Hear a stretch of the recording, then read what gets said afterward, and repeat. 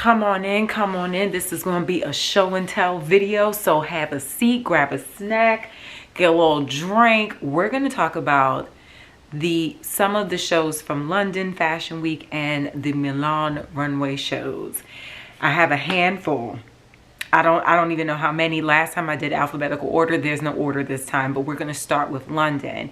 In my last video, I did cover Burberry and my feelings about that. So I think the first thing that I talk about, so refer back to that because we don't even have time for Burberry this episode. Going right into 16 Arlington.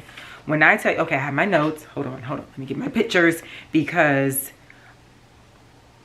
I have a rule. Oh, by the way, welcome back. And if you're new here, my name is Carolyn Gray. I typically post on Tuesdays and Fridays, but there's a new schedule until, and we're doing Thursdays and Sundays together. I typically talk about fashion, all the things about it, and my life living here in New York as an entrepreneur because your girl be busy. But now getting into 16 Arlington, there's a lot to cover here, y'all, because I just can't. And this time I tried to stay within like my top 3 favorite looks, but there's some brands that I had to go overboard with, and we'll get to that point. But 16 Arlington now, Marco Capaldo is the designer behind the brand. And basically what I'm understanding is that they are just waking up to a new world. Like, we've been in a very dark, lull, grieving space, and this fall collection is very like softening up from that. And my favorite looks was number 2, number 5, and 41. So number 2 is just, it's giving, and they had a lot of diversity in this one, a lot of body inclusivity. They could add a lot more. I mean, all the brands could, but this particular aesthetic I was really feeling because it's cozy. I like that little sheer situation. I think it's dropping from the back. I don't even know. The boots that they paired it up with, it just looks really yummy. And I'm sure this is not faux fur, but I like it anyway. Come for me if you want. I like fur. I like real fur, and I like faux fur a lot. But then moving on to number 5, this whole gray look. First of all, the model is stunning. I love her hair. Love the boots that they paired up with this, but this little slang, like sheer sequin material thing on the side of these outfits, I don't know what it is. I love it. I love it. I want a little piece of sheer fabric hanging off the side of me too. This is beautiful though. I love this look. And then number 41, she's a stunner. She is a flapper in 2048. I don't know. It's giving roaring 2020s. Okay, I see what they did there, 16 Arlington. But yes, I just love this aesthetic of the entire collection, but those 3 pieces really stuck out to me. Like it was almost like a speed dating thing for me, going through all these images, and whatever popped out to me and struck my heart the most, these are the ones that I'm sharing. So I just felt like there's a lot of texture, a lot of sheer. This is a common theme that we're seeing. I like the fact that they use a mint color, because blue, we're seeing a lot of blue, a lot of lavender, but I like the mix of mint in this particular collection. But I think that the theme that they were speaking on, you know, awakening from a sleeping or dark world, I liked it. I liked the transition that it's showing. But also with like a twist of minimalism as well, and feminism. So I really enjoyed that. So going on to J.W. Anderson's collection, I loved it. It wasn't as like cartoonish or gimmicky as some of his last collections. This one was also a tribute and a collaboration with Michael Clark or Michelle Clark. He is a choreographer, dancer who is very much about bold aesthetics, very London party scene, gay party scene, grunge. There was some homage to Vivienne Westwood as well. So this was very London grunge, like on the scene, like bad bitch all over the place. And I really enjoyed this collection. The top 3 that I felt was like really good, because it also had some minimalist some minimalistic vibes in there. And I really loved the, what is it, number 20? Was it number 20? I don't even remember. It was number 6, I think. It's like a brown tube top with the blue. I like the mixture of these browns and blues that we're seeing on the runways. It makes me more comfortable doing a bold color with such like a grounded neutral. I like the shoes in his collection. It looks like little paws, and I'm gonna get a pair. I know some people are not feeling it. I'm feeling the paws, the paw mules. Then I think it was number 23. I might be getting these numbers mixed up because I remember I messed up on one of these. But it's like a menswear coat with the blazer and the pant underneath it with the raw unfinished. Even looked like it was gnawed at by the paws. The paws gnawed at the at the hems of these pieces. I love that. Even that little bag that they did it with, I think that's really cool because it looks like it's a reusable brown bag mixed with some leather. Either way, stunning. And the rhinestone, the bedazzled shoes that they paired up with this look too, I thought it was stunning. And then finally, look number 47 with the again, like a menswear plaid, I don't even know, it was cut off on the sides. It looks like a dress, but it's also a vest, jacket. I don't even know. With the white paw shoes. Like, I'm not a white shoe girl, but like for them paws, or even in the burgundy or black, like I don't know which direction I'm gonna go in. But it just spoke. And I felt like always J.W. Anderson is outside of the box, way outside of the box. But I do see how he had a lot of connection to Vivienne Westwood. I love the club scene aesthetic that goes into some of these looks. I love the grunge of it all too. There was a Michael Clark, I don't know if it's Michael Clark or Michelle Clark, but there's a sweater that has his name printed on it. They opened up the show with a t-shirt with his name printed on it as well. But even that with the elongated arms and like some textured raw finishing at the bottom of it, it was beautiful. I love J.W. Anderson, honestly. I think he's an amazing designer, especially for Loewe and all the things that he's done for that brand. But for his brand, I'm loving what he did for fall 23. Next on the list, I have my notes here. We're going to keep it going. Nancy Dojaka. I think that's how we pronounce it.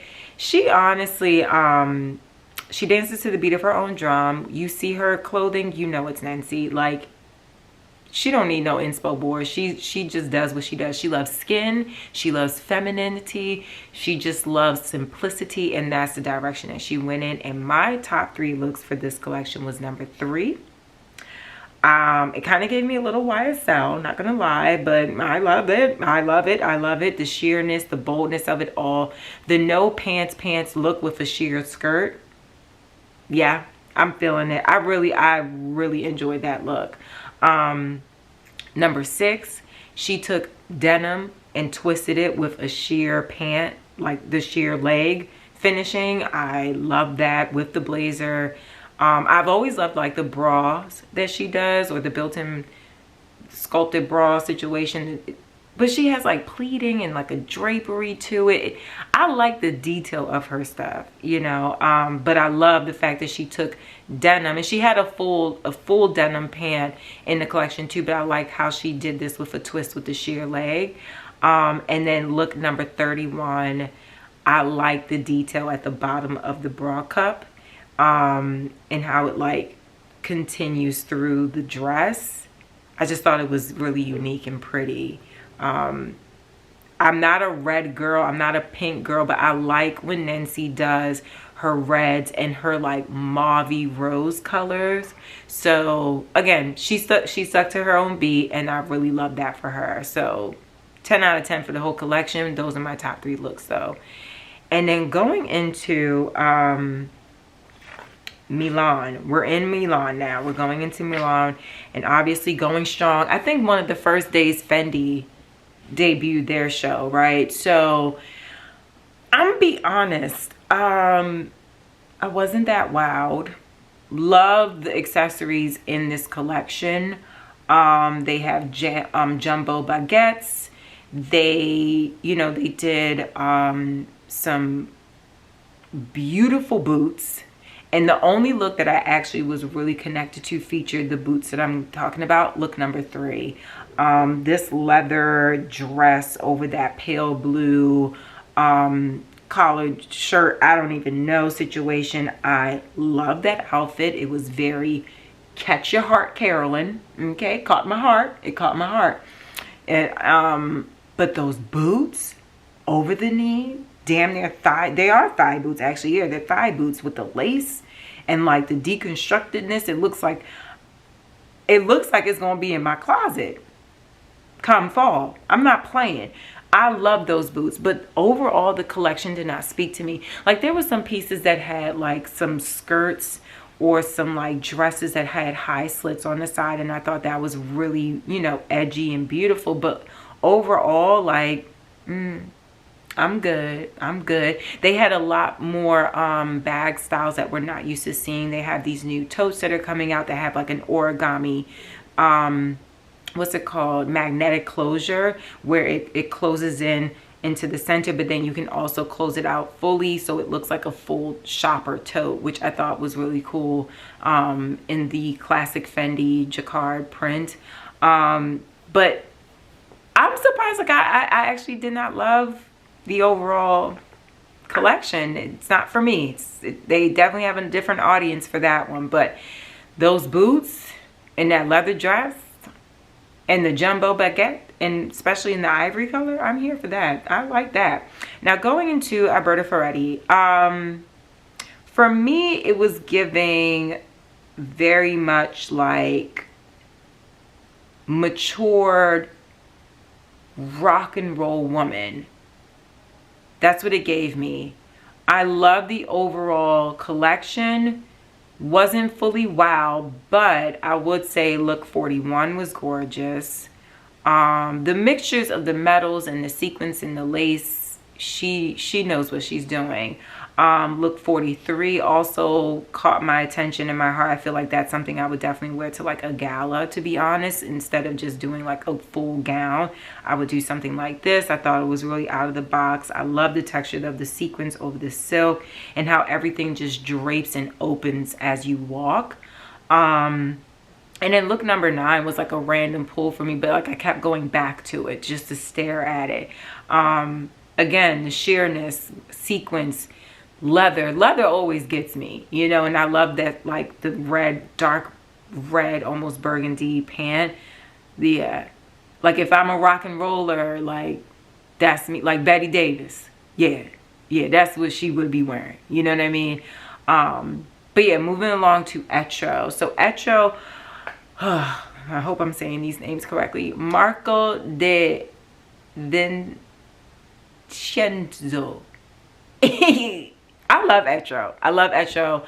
I am not their typical customer. Like I'm not a bohemian all day, every day type of girl. I am very appreciative of it. And I feel like, you know, while everyone else is doing the whole 90s, early 2000 motif, like everyone in fashion is focusing on that, Etro does not. Like it's the 70s babies for them. Like it is bohemian chic all day long, bohemian rhapsody all day long. They don't give a damn. And I think like I really appreciated their textures, their prints. They're always about the prints, but this time it was like more of a floral, specific floral aesthetic, some paisley. I loved how they had like these wrapped up cozy moments also. And they have these clogs from last collection that have like a elf point, which I love them. And they made boots, like a boot version of the pointed, the little freaking elf point. Love.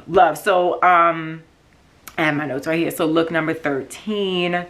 I liked it because it kind of gave me a twist of like some Chanel a little bit. Gave me a little Chanel moment. But the tights look so beautiful with that print, like a paisley mixture with like dots. The boots so high with the block point. It's something about them boots that I really love. Then look number 19, the blue. that blue boot. And then I appreciate the pieces. So this look overall, I love. I can see, like, this is a very, like, Cher moment. Like, Cher would have worn this back in the day. But I love the vest by itself. I like the dotted shirt by itself. I like that skirt by itself. Like, I like the pieces by itself, and I get the vision. Those blue boots.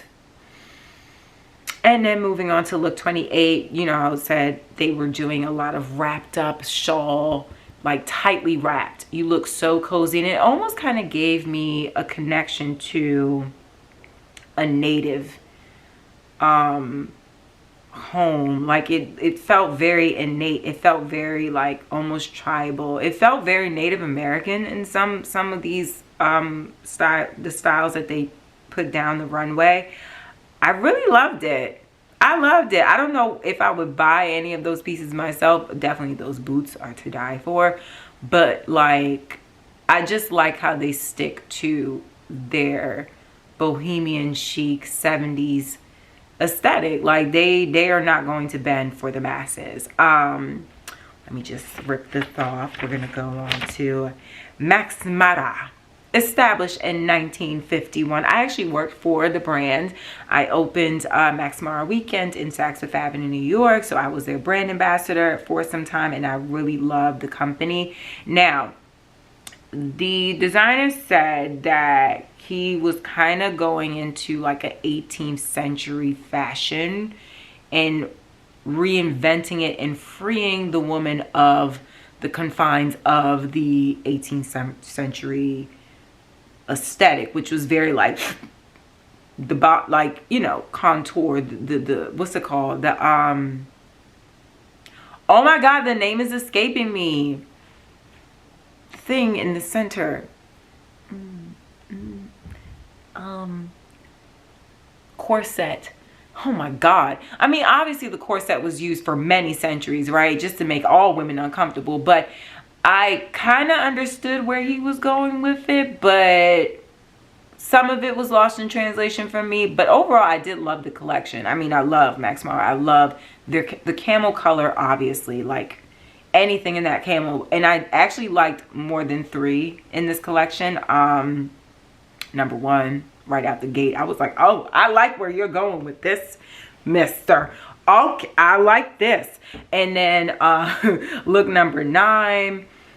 I think overall I like number 9 because of her hair. Like, it was just like, oh my god, everything literally matches on this human, and she looks beautiful. But I liked the texture mix, the cinched waist, the everything of this situation. I think that was a hooded jacket also, so I just love that.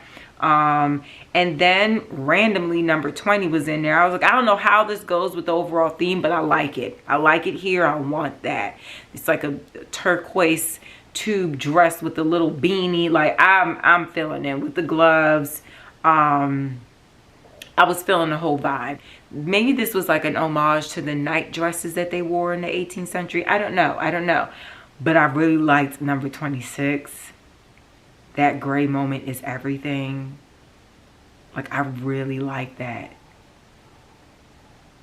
The little paper bag waist with the shirt tucked in all the way with the gloves. Oh, I was here for all of that. And then 46 took me. She took me over. I was like, oh, brocade. Okay. I really liked it. Like, I don't know why I connected so much to it, but I really enjoyed it. And I was like, okay, I see the theme here for sure. And then going into 41, actually went back to go forward. I went forward to go back with 41. I love the sheer turtleneck, the waist, that belt, the skirt. I mean, it gave me a little bit of Christopher John Rogers. I feel like a couple of brands actually was like, oh, we love that big old T-skirt he does. I see y'all. Don't play with him, okay? Don't play with him. But I did like this look. Moving right along. Who's next? Prada, Ref and Muccia. I love Prada. I mean, I feel like if you love New York, you love Prada. I don't know. If you get what I'm saying, you get what I'm saying. And this was, they said that this was more of like an homage to the military nurse because of what's going on in Ukraine. They were inspired off of that. And I definitely saw it was very much nurse aesthetic, the white nurse dress, the military edge, shirting. Obviously there's magnificent tailoring when it comes to Prada, but I loved look number 14. I love this floral 3D skirt moment and the shoes. Look number 17. That pop collar, excuse me, the collar took me over. You gonna mix that pink with that brown? Yes, I want that. Thank you. And it's sheer. Thank you. I loved. It's so simple, but pops. They're just so good. And then look 23. I mean, that bold red. Hello.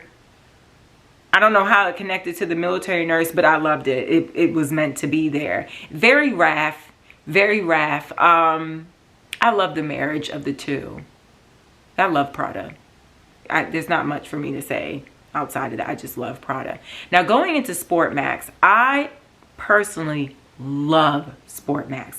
I definitely did not contain into 3. But it was funny because the Vogue writer who commented on this collection said that they really have no real authoritative voice.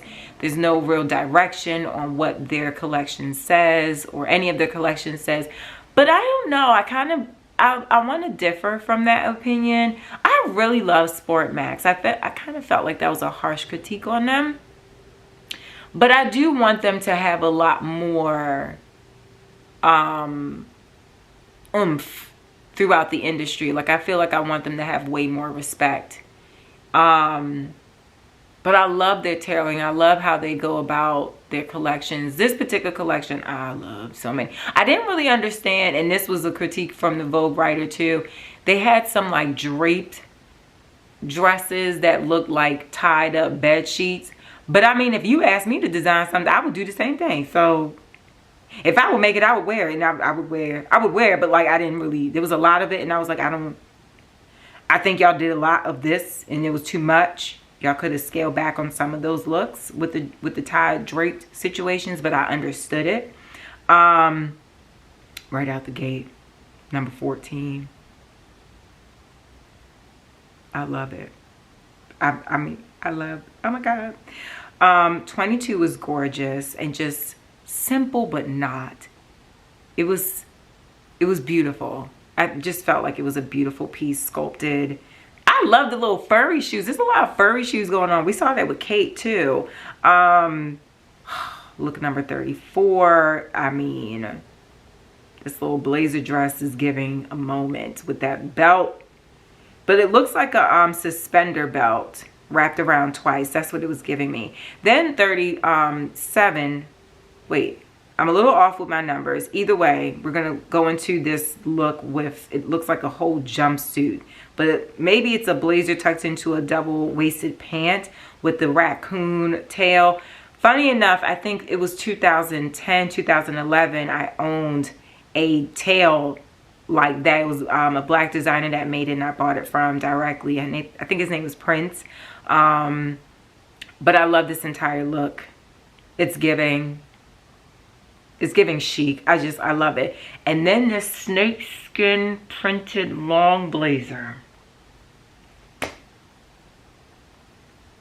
And then 39 with the black turtleneck. I don't even know what kind of top that is. And then with the snakeskin print. I love it. I love it. The androgynous feel of it all. I loved Sportmax. I really did. Get to know her if you don't. Then going into Gucci. Now we know the creative director that we love so much is no longer there, and they are going to start with the new director in September. So we'll see his collection for spring 24. in September shows. So this was this was the full team's like collection. And to me, it was just a mishmash of all the archives that they had. It gave a lot of Tom Ford Gucci moments. There was a little bit of a bite off of Christopher John Rogers in here. I don't think I'm going to picture it, but you can go back in there and see it. To me, it was a little all over the place, but I see that they were just giving their love back to collections in the past. Number one, the first look to me grabbed my attention, obviously, because it was a nipple cover. I like them little nipple covers. It was nice. It gave me Tom Ford. It was very nice. Whose areola is going to come? I don't know. I don't know, but I liked it. She was a strong fit. She said, look at me. And we did. Look number 9. I don't know if it's a coat or a pullover, but I really love it. I love the glasses that they paired up with it. I really want those, even though I think it's going to hurt my eyeballs. And then the bags was giving very 2000s, early 2000s, late 90s.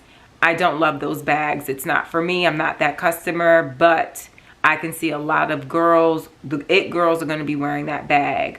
But I enjoyed that color. I love this Cookie Monster moment. I love me a good, like, piercing blue moment. And then look number 16. She's chic. She's beautiful. She's a red carpet moment. I like that look a lot. And I love the model in this one too. I love her hair. You know me, I love a good mullet. I had a mullet for a while. This was cool. I enjoyed the overall teamwork collection, but it was all over the place. It had no theme. None. I don't see a theme. I don't get it. And the whole team came out at the end, which I thought was cute. But I'm interested in seeing how this next creative director is going to spin the brand. I like the campaigns that they're putting out there so far for Gucci. But overall, I wasn't wowed. I'm be honest. I wasn't wowed, but I appreciated it. Now, going into Jil Sander, 71 looks. I felt like I was speed dating, clicking through the looks to see what really jumps out at me. Overall, I love Jil Sander and their pieces. I don't really love all the full looks from this collection in particular, but I understood and I always appreciate Jil Sander. I love how that is genderless for the most part. I love its tailoring. Jil Sander knows. It knows detail. It knows tailoring. It knows menswear.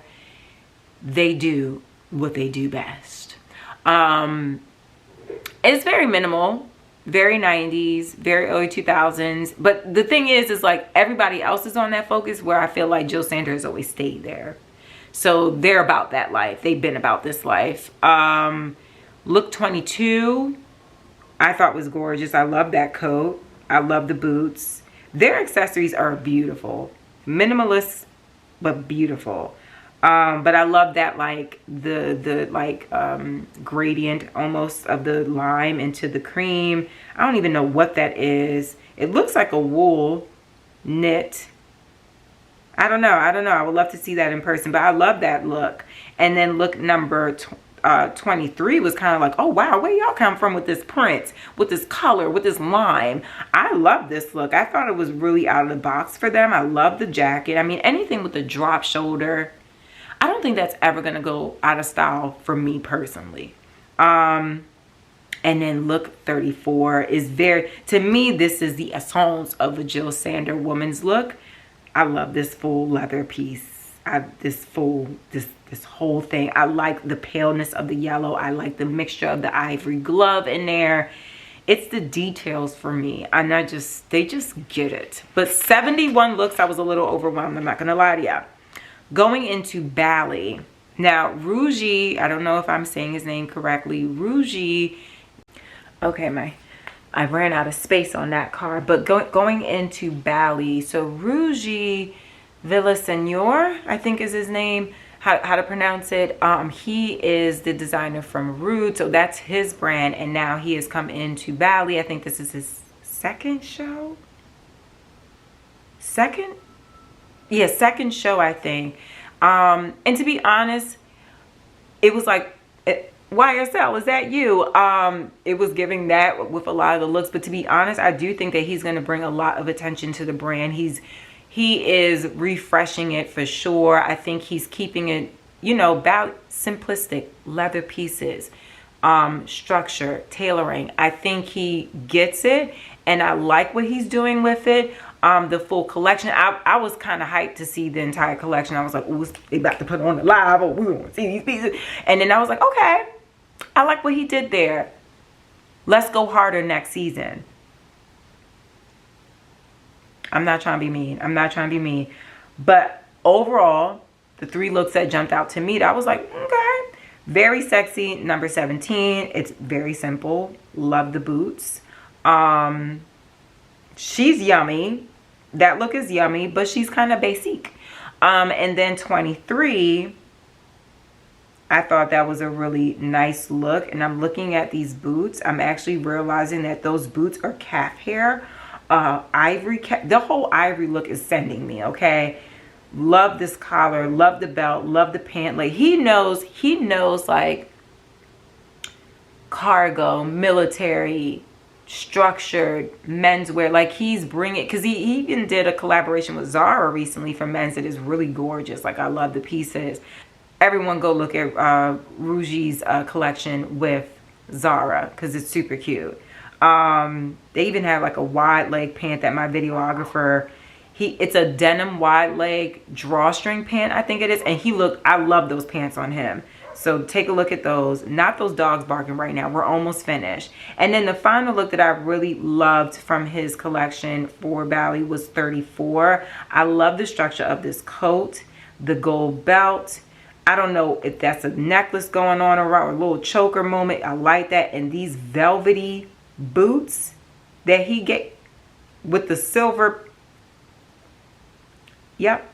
He knows what he's doing. So I'm excited to see what he creates for spring, because the last spring collection I really loved from him. So this is, we're staying on task here. So I'm feeling it. Now, I'm wondering if I should do, let's do Ferragamo before I get to Bottega.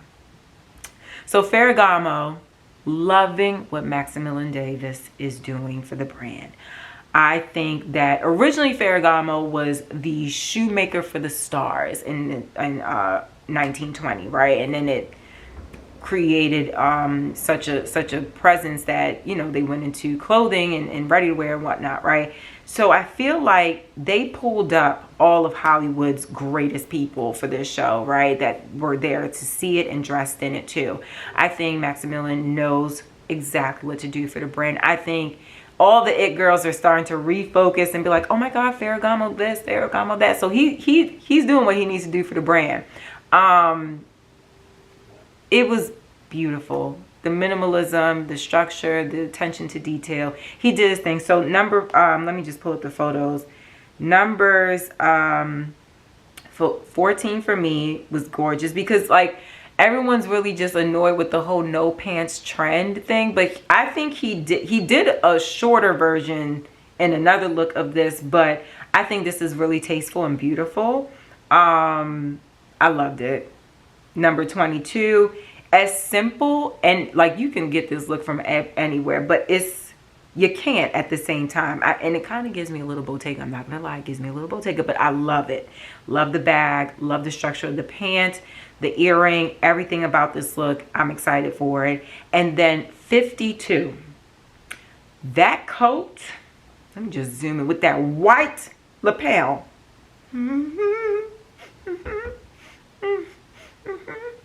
Yeah, that white bag, what he's doing for the accessories. So love him, love this, love it. I love the whole thing. Now we're gonna get into Bottega right now. So Mathieu Blazy. Now when they took out Daniel Lee, I was like, how they gonna keep up with what Daniel Lee put up for the brand? When I tell you Mathieu, I'm gonna call him Mathieu because I like that. Mathieu snatched my wig. You hear me? This man snatched my wig clean off. This coat, I'm gonna just put up these pictures because the crocodile, I don't even know what kind of material. This cognac brown, shut up. Thank you. This cognac brown coat.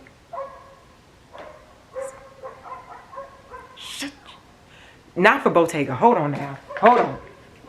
Shut up.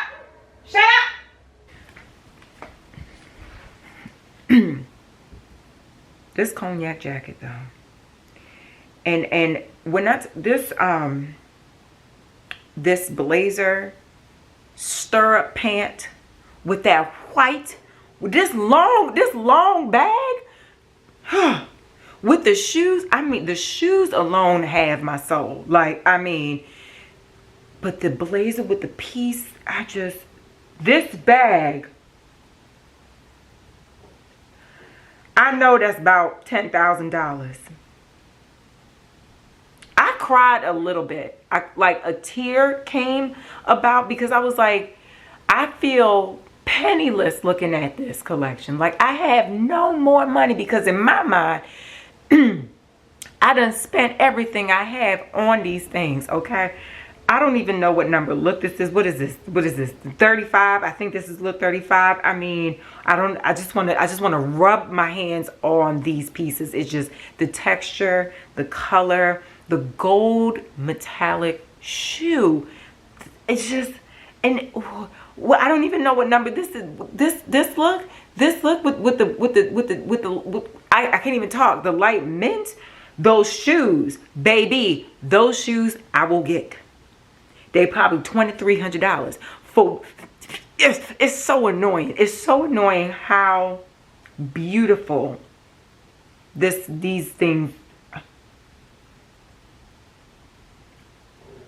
And then they're going to just put like a light blue poplin shirt underneath this ostrich jacket, bomber shacket with those boots. I love it so much that I hate it. Like, and then you want to put this ostrich olive bodice with the, I'm angry. It is beautiful. It is beautiful. Matthew said, give me all of your money. Give me all of your attention. This shaggy, is that a dress or is it a blazer and a skirt? With the silver metallic mule. When I say every single look of Bottega.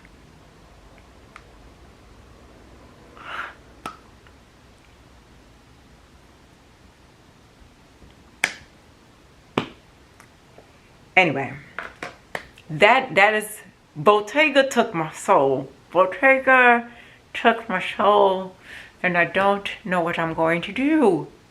I don't know what I'm going to do. Come fall 23, I'm going to rob the entire store. Like, he said, Daniel Lee who? I was like, oh, the whole time.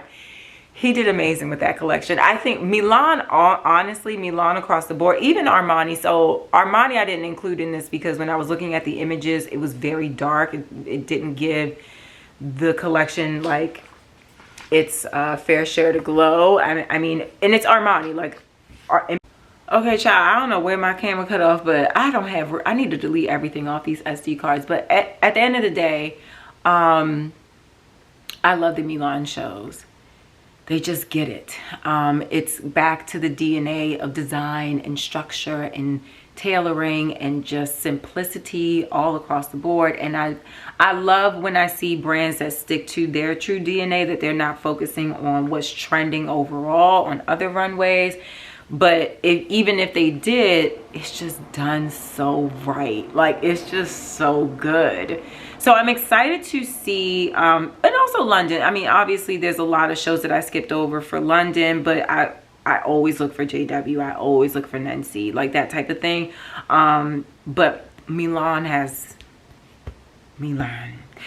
So we'll see what Paris is giving, because I saw Dior Girl and I was like, that's it. There's only a few things I was like, ooh, but then it was giving Fendi. It was giving my Fendi vibe, you know, and for this particular season, I was like, oh, okay, nice. Next. So we'll see what's going on for Paris Fashion Week, those runway shows. But until then, y'all have an amazing week, evening, I don't even know. And I'll see y'all next time. Thank you for joining. Don't forget to hit that subscribe and like button. Let me know your thoughts on these collections.